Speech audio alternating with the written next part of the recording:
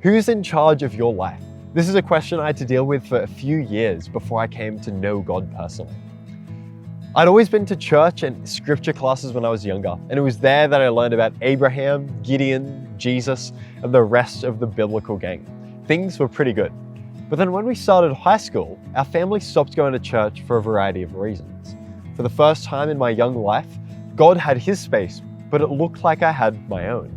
And believe me, I had no issue with this at all. All of a sudden, I could fill my life with what I wanted to. At first, this was fencing training. Then, as the years wore on, academics.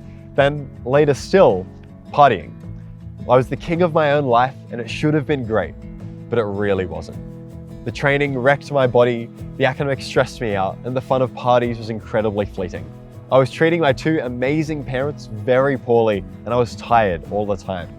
And yet, despite all this, I never gave God a second thought. After all, if I couldn't see him, I didn't think he existed. And even if he did, I wanted him to stay in his space while I keep mine. The place where I began to see my life for what it really was and began doubting my ability to manage it was in my high school English class. We'd been studying the poetry of T.S. Eliot, and he was raising questions about meaning, purpose, and truth that I simply couldn't answer. I'd lay awake in bed at night with this abiding existential dread, asking, why does my life matter? What is its purpose? Why should I get out of bed just to wait through another day? Eliot wrote, "Sleep, prepare for life, the last twist of the knife." And it felt deeply, viscerally true. So I told myself I was going to go get answers, if for no other reason than to be able to get a full night's sleep. I thought I'd investigate something at uni and probably investigate Christianity. I wanted to be able to honestly investigate it to see if it was true, and if it wasn't, to be able to never think about it again.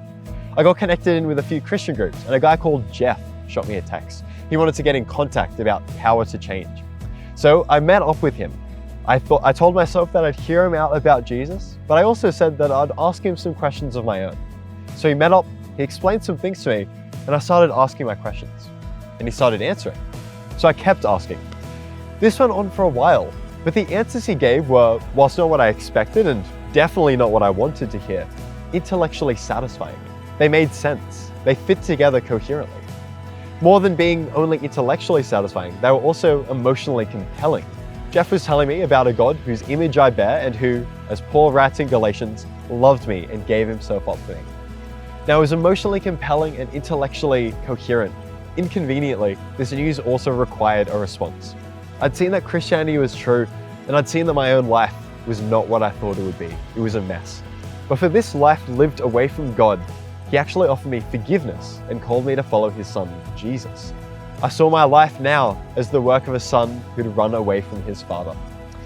So I became a Christian and I got to know God personally. And I've seen his faithfulness and love, ever since then. He got me involved with meeting with other Christians. And I know that whatever the future holds, I can look to it with excitement. I can serve and love God wherever he puts me.